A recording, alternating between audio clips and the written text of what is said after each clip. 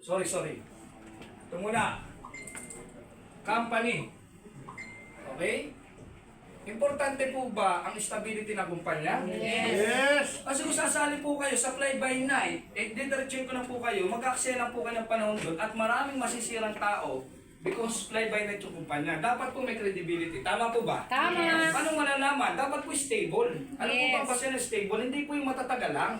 Pwede mo sabihin tumagal, stable yan, totoo. Pero may isa pong stable na dapat po, meron pong napakagandang kumpanya, may opisina, at meron pong credibility yung mga owner. Okay, totoo po yan. Hindi po ako nag-decide kagad nung pinresent sa akin that time, yung produkto at yung compensation program. Hinanap ko po to. Sabi ko po kina Sir Jed, kina Coach Gilbert, gusto ko ma-meet yung may-ari kasi gusto ko makita Sa dami ko na po nakita na mga binola-bola lang ako. Dito, meron ditong ibibigay dito, meron ditong ganito, bla bla bla bla. Pagandahan na-offer Kaya lang hindi na tinignan ko. Sabi ko, gusto ko, simple na yung may-ari. Hindi networker. Tama po ba, narinig nyo? Yes. Bakit? Kasi pag networker, alam kong bubulahin ako Alam nyo po, nakaganyan lang po si Sir Ross sa akin. Tapos ang kada tanong ko, isang sagot lang din. Kita ko, very professional.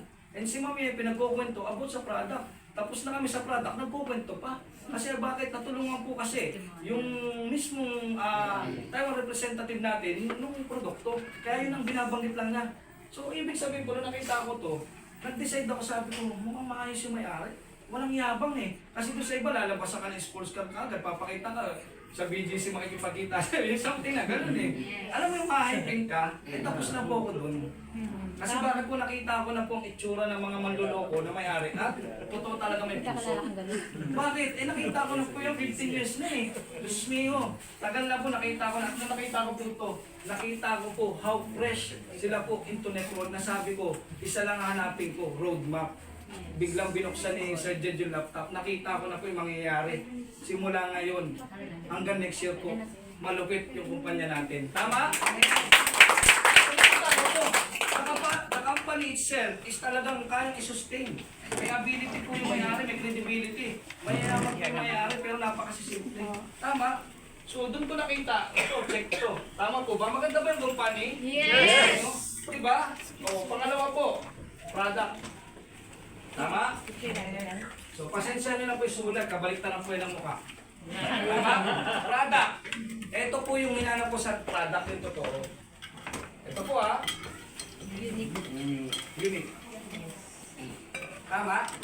Marami na pong nabanggit si Sir Jed kanina, hindi ko nababanggitin about the products. And even si Ma'am. Tama? Di ba nabanggit? Nakita niyo po, kakaiba tayo. Yes. At nabanggit na rin po kanina, tayo po ang produkto na napakatindi. Why? May tao bang hindi uminom ng tubig? Yes. Kasi ibig sabihin lahat market natin, matanda, bata, may ngipin o wala. Tama! Even baby nga Pwede mong timplahan yun ng gatas, gamit mo tong product natin Tama? Yes. Para mas lumakas. Para yung acid niya, hindi siya, ano man yung i-take niya, di ba?